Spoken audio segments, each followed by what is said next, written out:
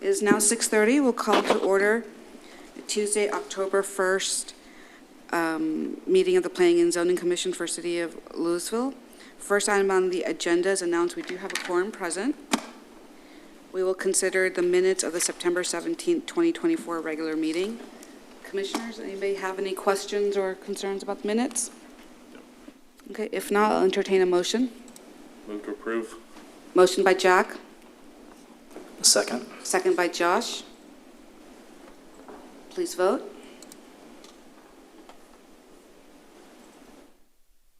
All right, motion passes 5-0. Next item is a public hearing. Consideration of a special use permit for automotive repair minor on approximately 1.5871 acre tract legally described as Lot 9, Block A, Fairway Business Park, located at 1504 Eagle Court, zoned Light Industrial District LI, as requested by Texas Star Automotive Services on behalf of AIP Eagle Court, LLC, the property owner. Case number 24-08-15 SUP. Good evening, Commissioners. Texas Star Automotive Services is a automotive glass business that replaces, repairs, and recalibrates automotive glass. They are considered automotive repair minor per Lewisville's Unified Development Code and requires the approval of a special use permit. So they're looking to go into the All Trades Industrial Park, which is located off of Eagle Court.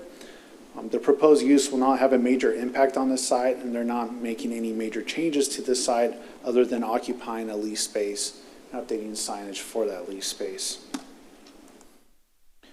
All Trades Industrial Park was originally built in 2019, and we do have supplemental standards that a vehicle or related use can follow to occupy a location without the need of an SUP, but as this was in the pre-existing site, they could not meet those standards, which is why we're requesting an SUP tonight.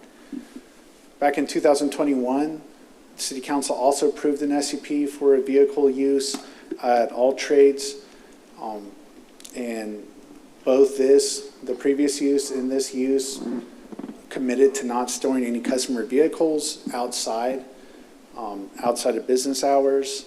And with this SUP, staff has written the SUP ordinance to allow any automotive or vehicle use to go into All Trades as long as they are not storing any vehicles outside, since we've had success with the one already and then this one that's looking to go in there as well. I'm happy to answer any questions you have about this case. Does anybody have any questions for Jonathan? So, just a quick one. Are there places that they can store a vehicle inside if, it's the end of the day and the person who owns the vehicle can't come back to get it until tomorrow, or? Right, so it's an office warehouse, and if there's any vehicles that would need to stay for an extended period, they would have to be stored in the interior of the building. And so there's but there are overhead doors on these buildings. Okay. In the Anyone else? The applicants are also here if you have any questions from them. If anyone doesn't have any other questions, we'll go ahead and open up the public hearing. Anyone wishing to speak on this topic can come to the podium. Please state your name and address for the record.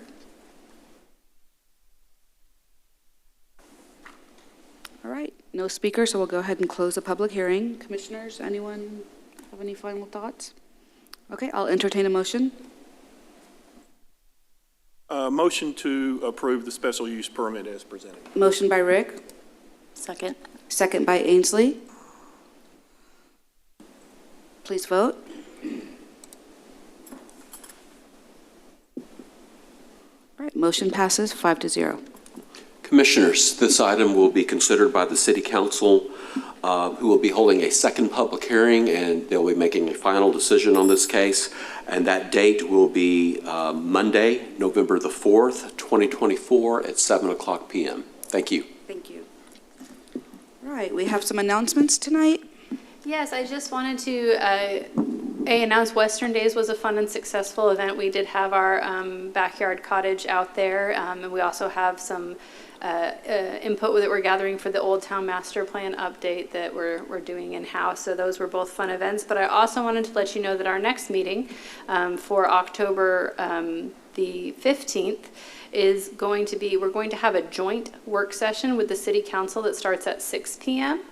So just a little bit early, and we'll have a 1-hour joint work session with the City Council. It'll be in the work session room right over here to talk about the Business 121 plan as we're nearing completion of that planning document, just to fine tune that and make sure we've got that right before we go forward for public hearing in October. So that means the regular meeting of the Planning and Zoning Commission will not start until 7 p.m. that night. So it'll be immediately following the joint work session back in this chamber here. And I have one quick announcement as well. Next Monday night at our City Council meeting on October the 7th, the mayor will be reading a proclamation proclaiming the month of October 2024 as Community Planning Month. This is something that is celebrated nationwide by the American Planning Association. And as part of that proclamation, we are recognizing not only our talented staff that I have the pleasure to work with, but all of our very talented and energetic community planners. That includes all of you and also your counterparts on our Old Town Design Review Committee and our Zoning Board of Adjustment. These are, our boards and commissions are very vital part of the planning process. And we know we don't say it enough, but we greatly appreciate your commitment and your excitement and your enthusiasm. And that's probably the main reason that planning has been so successful here in Lewisville over the years. So if any of you are free that evening on the 7th, next Monday, we will send a reminder email, but we would invite you to be here at the council meeting and stand up with staff up here to receive recognition and the reading of the proclamation. Thank you. Thank you. That sounds great. Thank you. All right. Then with that, our short meeting is over. I'll take a motion for adjournment. Motion to adjourn. Motion by Rick. Second. Second by Ainsley.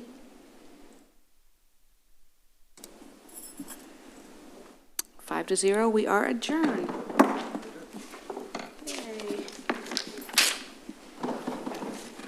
So does your